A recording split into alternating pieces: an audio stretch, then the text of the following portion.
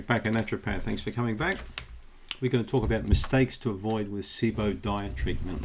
I just read several blogs of different ladies, in different stages of treatment phases that have had all sorts of gut issues. And I was very interested to read some comments, and some of the blogs are really good. Some of them are not so good, and some were just crap. They should be doing other stuff and not really talking to people about health.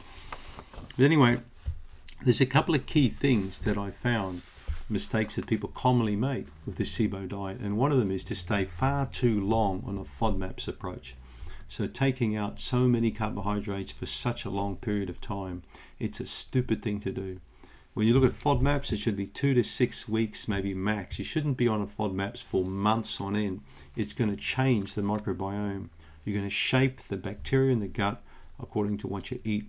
So the more restrictive you are, the more restrictive the bacteria will become in the gut. And the more you're going to build actually dysfunction around a dysfunctional diet.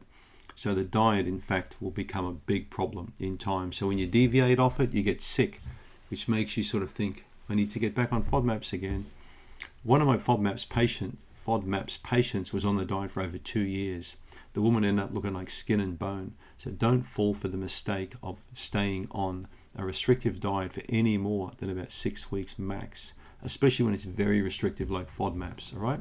It's just a phase that you go through to find out what you need to eliminate and then address the problem. Whether it's low gastric acid or whether it's bacteria, you need to fix the problem, not fix it by eliminating the diet, all right? There's no prizes for the most restrictive diet, SIBO diet. All you've got, you'll end up in misery like a lot of people have, all right? Another one, don't have a fear of eating carbs. So many people on these restrictive diets get scared. They can get palpitations and get panic attacks if you put a bit of bread in front of them. So just be careful not to start developing eating disorders as a result of these restrictive diets. All right? Stay consistent.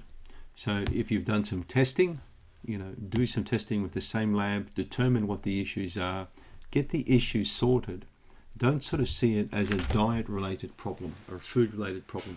See it as a dysfunction that needs fixing. And when that problem's fixed, the diet can go back to normal like you were having, hopefully, a long time ago. Okay? So the other thing is that many people make is they don't often have, they have issues with motility. So make sure you eat foods that get the bowel working properly on a SIBO diet.